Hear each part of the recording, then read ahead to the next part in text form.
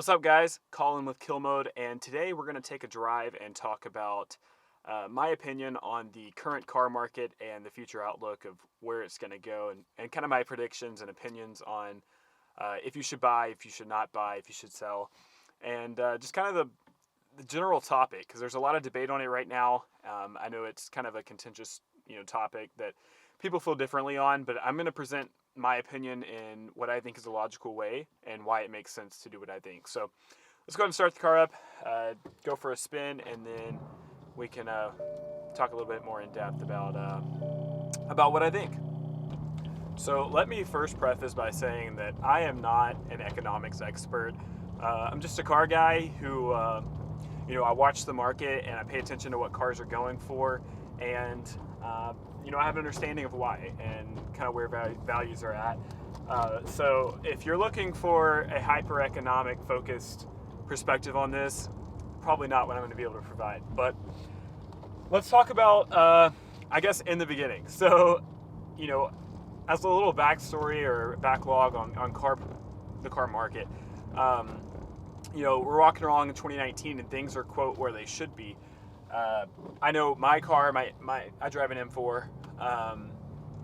These cars were going for like mid-high 30s for a decent example with more miles on it. And today in 2022, those cars are mid-40s. So we've seen a $10,000 increase. And, that's true for all types of cars, not just the M4. But so why? Of course, we know there was a pandemic, and that just caused a ton of supply chain shortages and problems. And now you have a war going on with Russia and Ukraine. So let's talk about the future. My opinion on the outlook of the market, because really that's all that matters, right? Where the market has no determination on where the price is now, because we're in an entirely different economic setup and market. So, my opinion is that these problems we're facing won't be solved in the short term. So let's look at manufacturing problems. So one of the big drivers to markets on used cars being super high, especially modern used cars, is that there aren't enough new cars in inventory for them to be purchased. And the ones that are being sold either at or above sticker, there's definitely no discounts on new cars. I see a lot of ADMs, which is additional dealer markups. So that's kind of one factor. The second factor is obviously rapid inflation and the economic structure as a whole. So I guess the question is, when should we expect these supply chain shortages, like chip shortages and parts, to be solved in the car market so they can produce more new cars? I think it's pretty clear that a rapid increase in supply for new vehicles will absolutely affect used values on cars. So that's a definitely integral factor in when we can expect used values to recorrect. The problem is that it's not very clear when a lot of these companies and manufacturers are going to have their parts back in stock to be able to produce cars efficiently. So the latest factors I've heard, the latest estimates that I've heard, say that a lot of these manufacturers expect this to be a 2-year time frame before they can recover and produce back at full capacity. 2 years. That's pretty wild, and I don't know if that's kind of a floating deadline. A lot of these manufacturers and the expectations set by them can be pushed back, especially with unforeseen circumstances like pandemics and wars, right? So Porsche, for example, is no longer manufacturing certain models. They got a lot of parts from Ukraine for those. So that's an example of an unforeseen circumstance that they have no control over, but certainly affects the availability of their cars. So we have that factor. It's going to be a couple of years for new cars to actually start rolling back into the lots at the same levels they were before everything went down. So that's definitely a factor that points towards this market's continuing for a long time. If we can't get enough new cars in inventory, people are forced to buy and keep old cars, which inflates their values. So what's the second factor? The second factor is the economic outlook, right? So the Fed is actually making changes and banks are making changes to interest rates, which, as they go up, decreases the energy in the market, or the more money cost, and as far as from a debt perspective, the less that people borrow.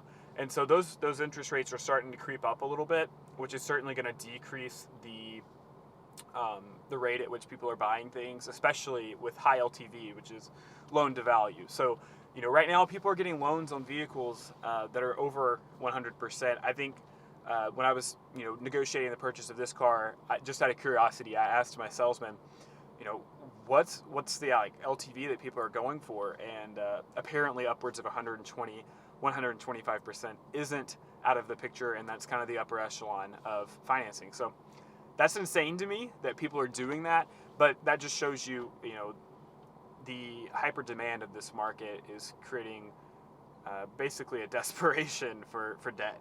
So that's kind of an equalizer between this big problem, is that as debt gets more expensive, people aren't going to buy as much. As the demand decreases, the supply will increase, or stay stagnant with less demand, which will decrease the prices to a degree. So what should you do? And this is where it gets really, really tricky, right? A lot of people are waiting it out. I don't know if you're willing to wait it out for 2 years, 2+ years, but if you are, it's probable that the prices are going to correct. I don't think we'll ever see prices like we saw from 2019 again. Inflation is going to continue. We have a standard inflation every year, and this year the last 2 years, it's just been really high, and I don't think it's going to be corrected properly as far from an inflation perspective. We won't ever deflate, and so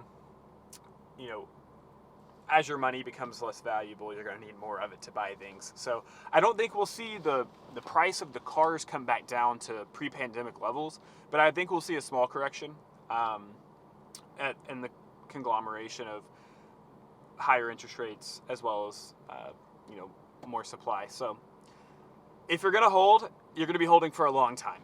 And a lot of people are hoping that this market will end soon, but I don't think it will. I think we're looking at a 2 to 3 year timeline before things get realistic again. And I think that's going to affect all types of vehicles, but especially niche vehicles like M cars, Porsches, supercars, Ferraris, McLarens, all of that, because they're low supply and people want them, people love them, and there's always an existing market for those. Not as many options as there are if, say, you're in the sedan or the SUV world, and that's just kind of the reality of those markets. So if you're selling your car right now, it's a great time to sell. You potentially have a lot of upside in the vehicle. I know people have been saved with negative equity because of this market, but something to keep in mind is that unless you plan on downgrading, you're losing on the spread. And that might be okay, depending how much you upgrade, and you might be able to stomach that loss or overvalue, if you will. But you're really not winning as much as you think you are, because every other value is up as well. So you get more, but you spend more.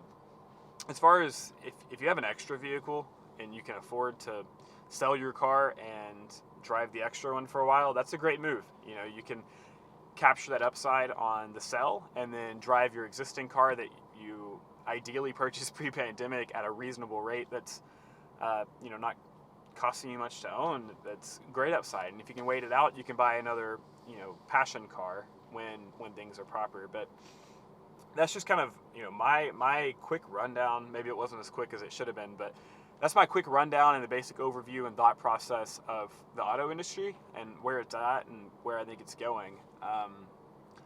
I don't think it looks very good right now, and a lot of people want it to be good, and so I see on Facebook and the groups and forums especially that people are can't wait for this market to correct, can't wait for it to correct, but I don't think it's going to be very quick.